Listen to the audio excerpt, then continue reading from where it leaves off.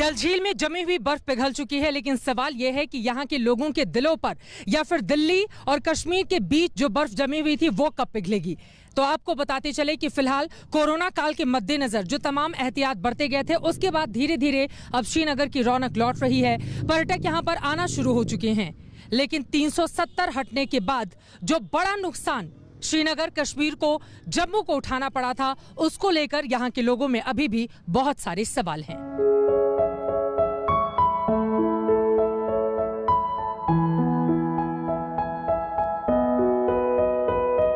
धरती की जन्नत यही है, बस माहौल और मिजाज बदला हुआ है। ये बदला बदला सा कश्मीर है। आर्टिकल 370 हटने के बाद घाटी में उपजे तनाव और फिर कोरोना की मार ने कश्मीर को पाबंदियों में जकड़ दिया था, लेकिन अब बहारों ने कश्मीर की बिगड़ियां तोड़ दी हैं। कश्मीर में बेहतरी की उम्मीदों ने दस्तक दे दी है। श्रीनगर की डल लेक का सूनापन दूर हो चुका है। सैलानियों की चहल पहल यहाँ पर बढ़ गई है। लोगों का भरोसा बढ़ा है। उत्तर भारत के तमाम इलाकों में मौसम का पारा चढ़ा तो लोगों ने श्रीनगर का अब रुख कर लिया है। डल झील के ऊपर ये शिकारा और शिकारे का लुत्फ उठाने के लिए दूर दूर से लोग आते हैं यहाँ पर, लेकिन फिलहाल हमारे साथ जो परिवार मौजूद है ये जम्मू से पहुंचा हुआ है कश्मीर और श्रीनगर के शिकारे में बैठकर यहाँ पर डल झील का लुत्फ उठाने चाहते हैं। सर, अब लग रहा है कि धीरे धीरे ही सही, लेकिन चीजें चेंज लगभग थोड़ा चेंज हो रहा है। पहले से बहुत फर्क है। हाँ, यहाँ बहुत फर्क है पहले, क्योंकि कोरोना की वजह से यहाँ बहुत हालात बहुत खराब हो गए थे और यहाँ लोगों का बिल्कुल काम ही नहीं है, सारा खत्म हो गया है और इसी की वजह से अब थोड़ा थोड़ा आहिस्ता आहिस्ता हालात भी ठीक होने लगे हैं। अच्छा, ये बताइए, श्रीनगर बदलता हुआ कश्मीर आपको दिखाई दे रहा है? जी जरूर। अच्छा हो रहा है यहाँ पे का? बहुत बढ़िया, अच्छा लग रहा है। हाँ। आप भी यहाँ पे घूमने के लिए आए हुए हो? हाँ। क्या क्या घूमना चाहते हो? अभी तो हम पहलगाम गए थे and that was very beautiful. अभी गुलमर्ग जाएंगे और अभी लेकिन बर्फ तो अभी वहाँ पर दिखाई नहीं दे रही होगी। इस मौसम में बर्फ तो बहुत कम जगह दिखती है। हाँ, पर जब भी मैं छोटी थी तभी मैं आई थी मार्च अप्रैल में, जब भी बर्फ था। अच्छा, छोटी थी तब भी आई थी और अभी भी आई हैं आप? हाँ। आर्टिकल 370 हटने के बाद आतंकवाद पर नकेल कसने के लिए सरकार ने यहाँ सुरक्षा व्यवस्था बेहद कड़ी कर दी थी। चप्पे चप्पे पर सैनिकों की तैनाती थी। श्रीनगर का लाल चौक कभी छावनी बना रहता था। बड़े पैमाने पर सुरक्षा बल यहाँ तैनात रहते थे, क्योंकि देश विरोधी प्रदर्शन सबसे ज्यादा यही होते थे। यहीं पर अक्सर पत्थरबाजी की घटनाएं भी सामने आती थी, लेकिन अब यही लाल चौक बिल्कुल शांत है। अब यहाँ ना तो सुरक्षा बलों के बूटों की आवाजें हैं और ना ही लाल चौक छावनी बना हुआ है। सुरक्षा बिल्कुल पहले से ज्यादा है, किसी तरह की कोई भी परेशानी नहीं है। मोदी सरकार द बेस्ट काम कर रही है। मैम, ऐसा है, पहले जैसे आए हैं हम तो यहाँ पे बहुत ज़्यादा आर्मी दिखती थी हमारे को, लेकिन अभी ये आए हैं तो ऐसा कुछ नहीं लग रहा। लाल चौक अब बदला बदला सा है। यहाँ आम लोगों की चहल पहल है, जो पूरे हिंदुस्तान को सुकून देने वाली है।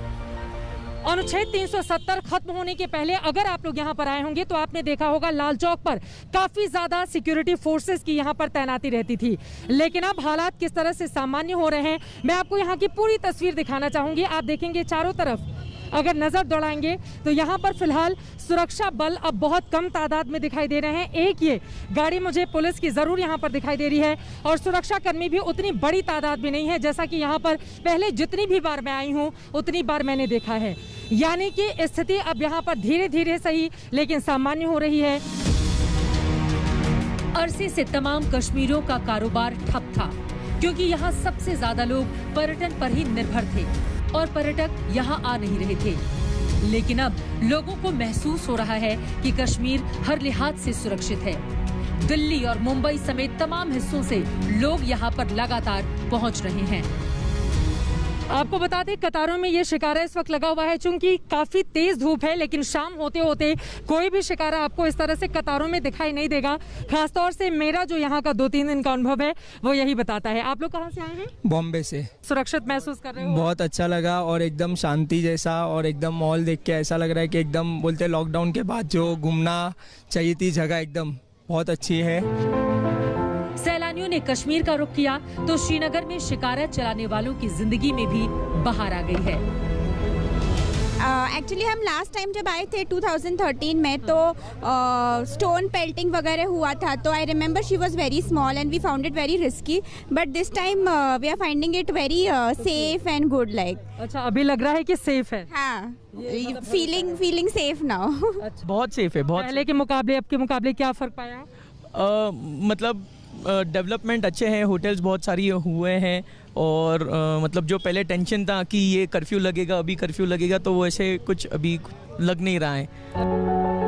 कश्मीर में राजनीतिक प्रक्रिया बहाल करने के लिए 24 जून को प्रधानमंत्री ने सर्वदलीय बैठक बुलाई थी। दिल्ली से दिल के नजदीकियों के एजेंडे पर बातचीत हुई थी। कश्मीर के लोग भी अपनी बेहतरी चाहते हैं। वो चाहते हैं कि कश्मीर एक बार फिर से गुलजार हो और साल भर बहारें यहाँ पर छाई रहें। यकीनन बदलते हुए परिवेश में अगर लोग सुरक्षित महसूस करेंगे, सेफ महसूस करेंगे, तो यकीनन यहाँ पर बड़ी तादाद में टूरिस्ट आएंगे और स्थानीय लोगों के हाथों में और ज्यादा पैसा आएगा, जिससे उनका विकास होगा। कैमरा पर्सन रूफ के साथ चित्रा त्रिपाठी, श्रीनगर आज तक।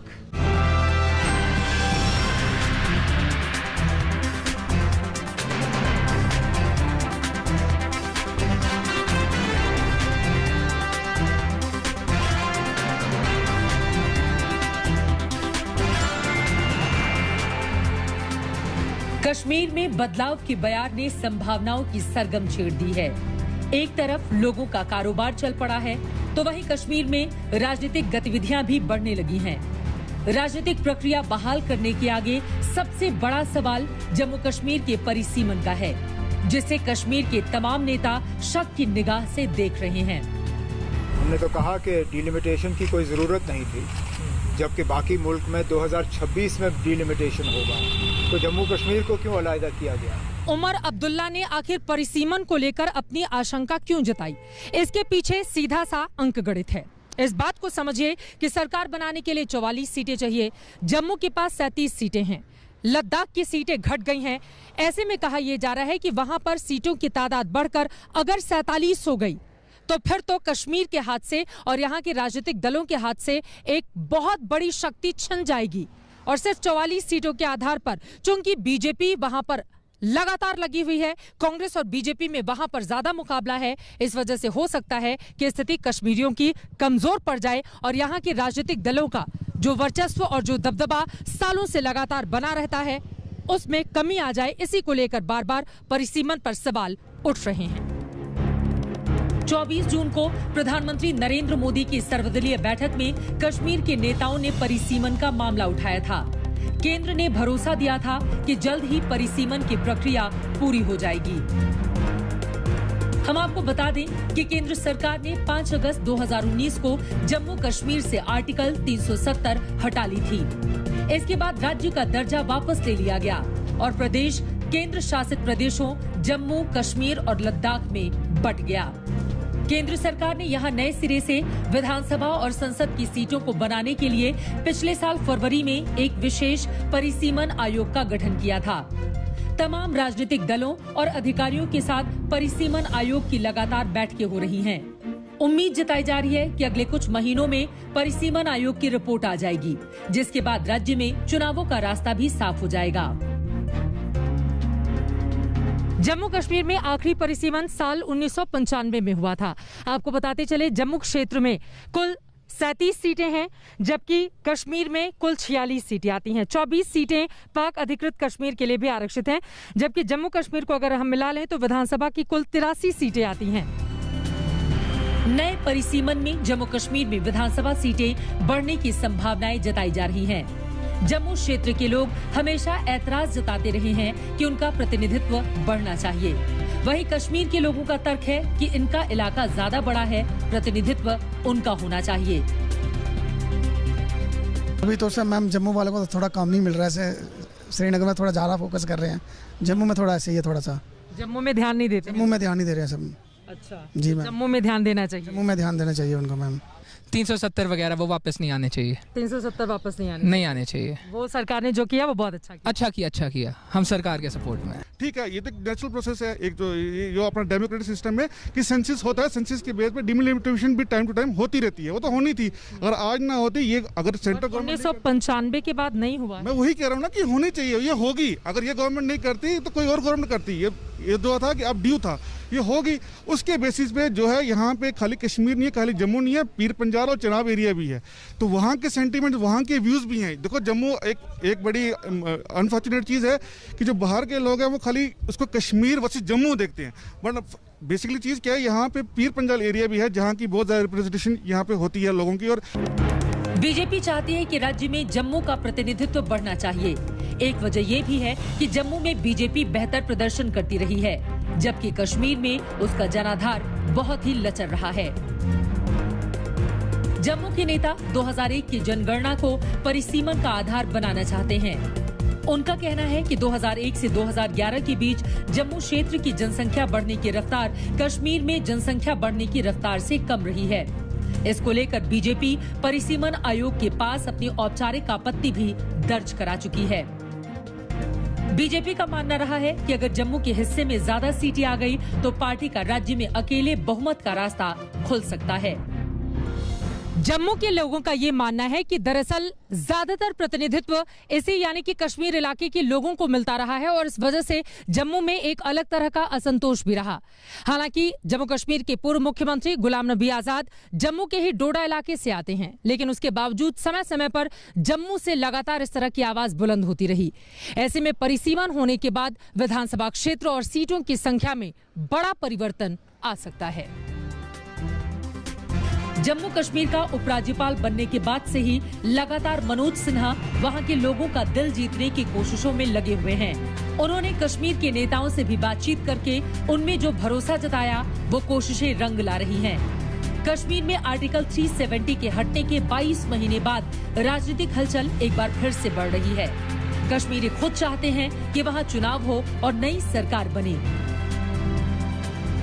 गुपकार ग्रुप के साथ प्रधानमंत्री नरेंद्र मोदी ने एक तीर से कई निशाने साध लिए हैं। अब आगे कैसे बढ़ा जाए जम्मू कश्मीर के विकास के लिए और साथ ही यहां पर चुनाव के लिए, ये अपने आप में बड़ा सवाल है और ये पूरा का पूरा मसला अब केंद्र सरकार के पाले में है।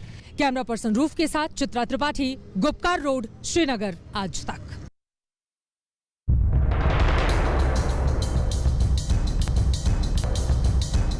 प्रमोशन